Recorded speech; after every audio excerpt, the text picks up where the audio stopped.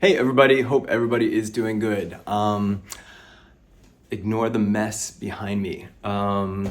Let's see. Hey, congratulations. I realized that summer courses go by fast and you guys are now done the halfway point of the course, or you are past the halfway point of the course. I did want to touch base about the discussion topics because we haven't had a ton of discussions, or we don't in the first half of the course, but that's about to change. And so there are more discussions packed into this part of the course. So just a heads up, just to stay on top of those, okay?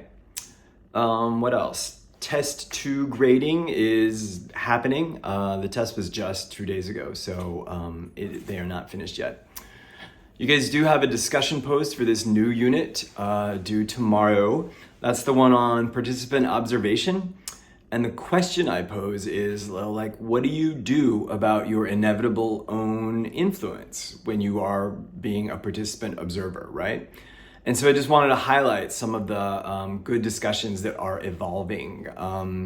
Edward, I like the way you start us out, like saying, look, we inevitably influence things, right? So the trick is to spend a lot of time working with local communities, earning trust.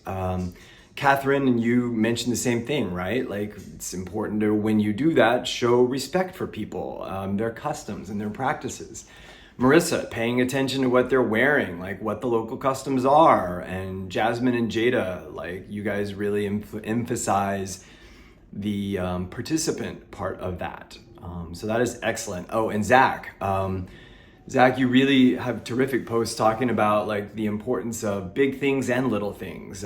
Big things just like language, right? The impact of language on your ability to integrate, like the ability to communicate with people is huge, right? CeeLo, I just want to mention this. You talk about, well, the only way you can really get great data is to have a hidden camera. And I guess I'll take issue with that a little bit. So most anthropologists would tell you it would be really unethical rather, to have sort of hidden listening or hidden watching devices. Almost like you're really misrepresenting who you are and what you're doing, which would be really bad.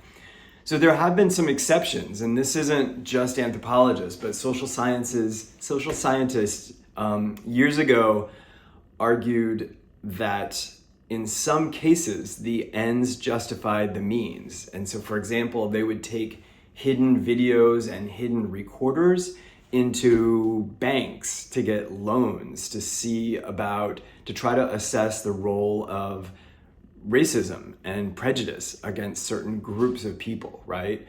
So they successfully argued that, look, hidden listening devices were important. I'll give you that in that kind of circumstance.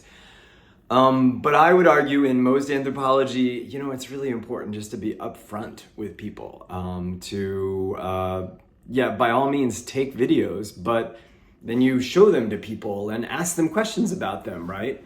I think I saw a statistic that something like 85% of the world's population by the end of the year is expected to have a smartphone. So not just an old school cell phone, but like an actual smartphone. And so that just means that most people are used to videos, right? And so videos can be disruptive, but also useful, right? And so I guess to sum up, and I think Jada, you also mentioned this, like the trick is to learn how you are impacting things, right? And to what effect you are. Okay, so the next topic is to get you guys really thinking about language more and the role of language. I have this amazing clip. There was this amazing documentary done by a group of sociolinguists literally about 35 years ago. It's called American Tongues. And it was this really cool point in time kind of documentary where they were worried that Americans 35 years ago were slowly losing their regional distinctiveness, like how people in Texas talk versus people in New England talk, versus people out west, right?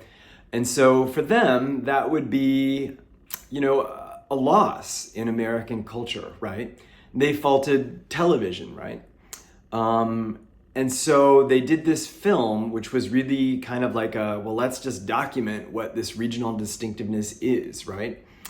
So anyway, I'm really eager to hear what you guys think, like from this vantage point of 35 years later, did that really happen? What have we lost, or have we lost? Or is it happening but slowly?